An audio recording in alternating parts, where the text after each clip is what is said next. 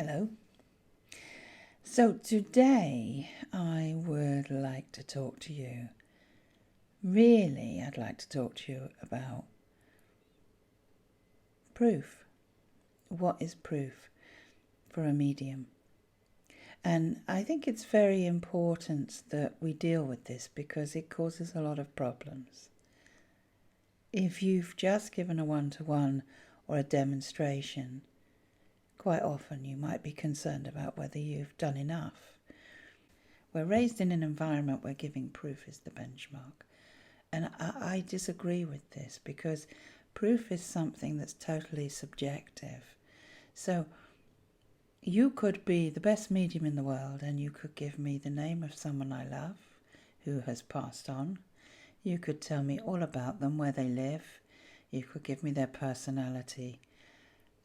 You could give them a pertinent message, and there could be some real intelligence there within what it is that you're describing to me. Now, at the end of the day, I have the choice to say, I still don't believe it. And it doesn't matter how good you are, it could be that I don't believe it. So you haven't given me proof whatsoever. And if you look at it like that, you're going to think, I've failed. Or you're going to go away and say I'm a stupid recipient because you passed or you succeeded in proving something and I was too stupid to see it.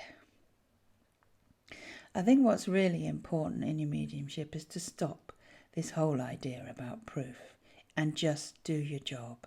And your job is to communicate. It's to communicate consciousness, it's to communicate love, it's to communicate memories, information, messages. It's not about you. And that is the key with this work, is it's not actually about you. You know, I have actually been in some demonstrations of mediumship where what we would call the evidence has been phenomenal. And it's been like, and your point is. So what does it really mean? You can work your little spiritual socks off, but proof is what you know to be true and not what somebody else determines is proof. So if you focus on just doing your job, if you like your appointment with the Spirit, with your love of working with the Spirit and being true to what you genuinely are experiencing and communicating that, then that is being a good medium. You're not claiming to have proved anything because you really can't, as we've already discussed. Now, the other thing I did want to just quickly mention is about coping. Well, not necessarily coping, but dealing with situations where somebody is determined to take all the information because they're desperate. And we've perhaps been in this situation ourselves. I know I have. As mediums, the maturity in you is not going to accept someone who says they can take all the information or wants all the information, but is in truly knowing where you are and whether it is with the correct recipient. And that does take quite a bit of training, and perhaps in the future I'll upload a few videos that can help with that. But really, it's very distressing. In fact, I remember one case where the medium, who incidentally had heard my entire conversation about a past loved one and their life and their work, even where they worked, during the day, and in the evening gave this information as if they were communicating with the spirit world. You can call it fraud if you like. Perhaps they were deluded, or perhaps subconsciously it was there still in their memory and they couldn't remember. So perhaps they just weren't working very well. But the information was very, very specific. However, somebody else in the room decided to claim it as their loved one.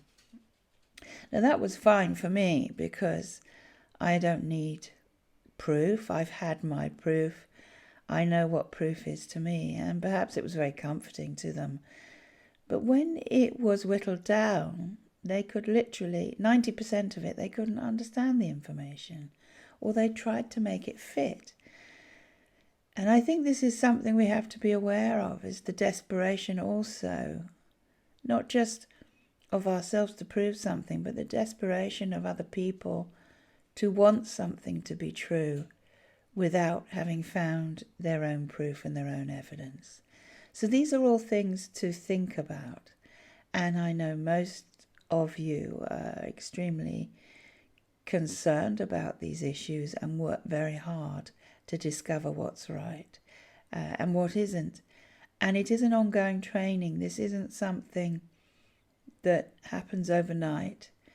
We've all seen good and we've all seen bad examples. But if we bear in mind that what is proof to one person is not proof to another, and if we bear in mind that people want something so much that they will try to make something their truth when it isn't, we realize the responsibility that we have. And at the end of the day, all we can do is focus on doing our job, because we can't control people's opinions. We can't control people's desperate needs and their grief. But we can work to the best of our ability. And if we focus on that and stop worrying, did I prove it? Did I not? Was I with the right person or was I not? Make sure you learn how to get with the right person. And there are plenty of ways to do that. Then we're working towards the right way. But stop believing you're here to prove something, because whatever you think is proof is not proof, not to somebody else. Your opinion of your own proof is that it's an opinion, and their opinion of what is truth and evidence is that it's an opinion. So just focus on doing your job and enjoying it. And what you will find is when you shift away from having to prove something to actually enjoying the work that you do and focusing on doing it really well, is that it starts to really fall into place. So think about that, and thank you very much. Catch you soon.